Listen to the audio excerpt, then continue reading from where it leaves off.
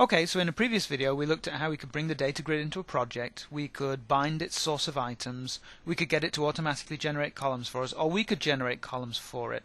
And we ended up with a situation where we had some XAML that used a data grid like this one. We set its item source to be data bound, and in this case I've got it auto-generating columns. And in my previous video we also used this class called person, where person has a first name and a last name and an age and a male property. Let's just collapse that one down. And we used an observable collection of person and a test list of data in order to data bind. Now I've actually altered the project a little bit since that previous video in that I've also put a list box on my screen which is also bound to the very same list of data. And there's very little code that lives behind this. When we load the page we get the list of people and we data bind it. And so what that means is that when we press F5 we have our data grid up here full of entries, and also down here we have the same entries kind of represented in a list box, and that's where my UI is right now.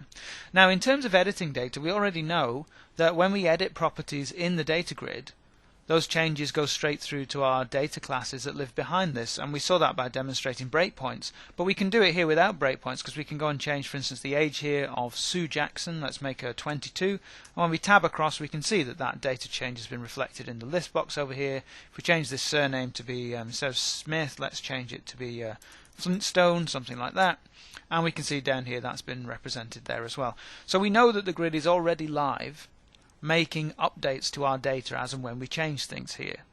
Now what if we want to do the other parts of data access, which would be creating or inserting records and deleting records? What if I wanted to be able to select this record here and then click delete? How would we do that? What would we go about doing? Probably the most natural thing to do would be hook the delete key so that when you press delete here on that row we get some kind of notification. So let's look at how we would do that and delete an entry here. Okay, so let's put a handler in here for key down. Let's say key down plus equals on key down. And then what we'll do in that code is we'll check to see if the key is the delete key. We should also check to see if you have a selection in the grid. So let's say and myGrid.selectedItem is not equal to null. Now notice here I'm only going with one selection. We could also be looking at selected items, in which case we'd have to go through them all and check. But here I'm just dealing with one.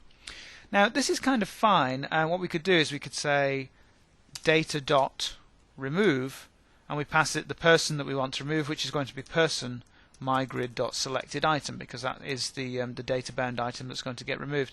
This will kind of work. So if we press F5 on this, we'll be able to see that as I move to a particular item, so we grab this item here, Jim Jones, and we just delete it, then it gets deleted, and so does Sue, and so does Fred, and I've lost all my data, so I press F5.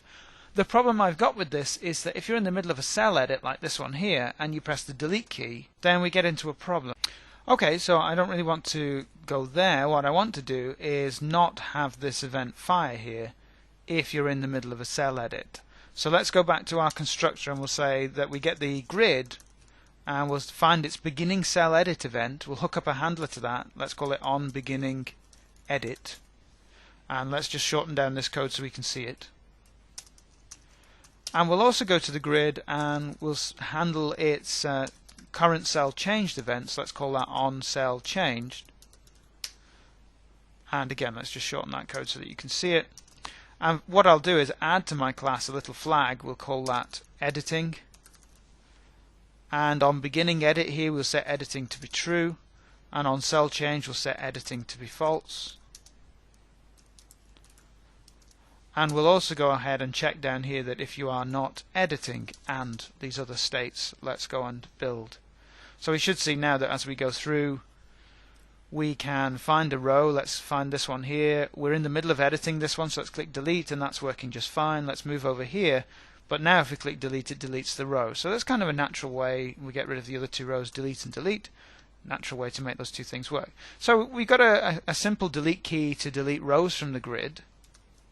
So how do we deal with insert? We could come up with a couple of different ways of doing it in the UI. We could add a button that did an insert for us, and that would be a pretty easy thing to do. So let's just go ahead and add a button onto our UI for a second. Let's just go and grab the code over here, grab the XAML. Before the list box that we've got on there, let's just add a button, and we'll just say click equals insert.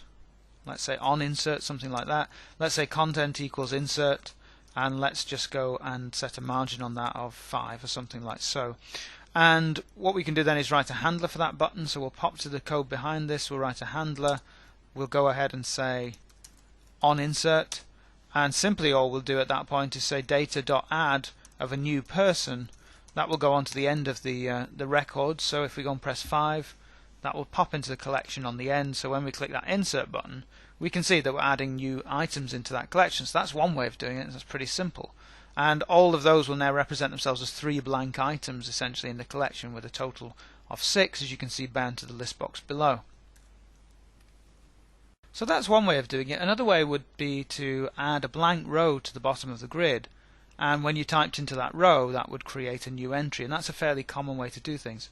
Now let's take a look at that. We'll get rid of this on insert functionality that we've got here. We'll get rid of the button that we've got on the other screen, and so we're back to where we were before. Now, as far as I know, you can't get to the rows directly of the data grid and start to play around with those rows. So what I'll do here is take an approach where we modify the actual bound data.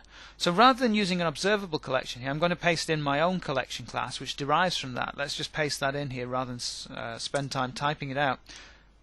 Let me just paste that in here. I called this class blank row collection of T. It derives from observable collection of T. For T that implements iNotify property change with a default constructor. What we do is when we construct this thing, we create a blank entry for the collection, we add it into the collection, and we signify interest in its property changed. And when that property changes, we know there's been an edit in the grid, so we take away our interest from the blank entry, which is no longer blank, and we create a new blank entry and take up an interest in its properties changing before we insert that into the list as well. We also override the insert item function such that if you are trying to insert at the end of the list, we make sure that our blank row stays at the end of the list by moving you a little bit up in the list by 1. So now I'm using this blank row collection. Let's go and replace our observable collection here with a blank row collection. And let me go and change my person class over here such that when it returns static data here, it returns a blank row collection. Do the same thing here and the same thing here. Let me see if I can go and rebuild. Okay, so let's press F5.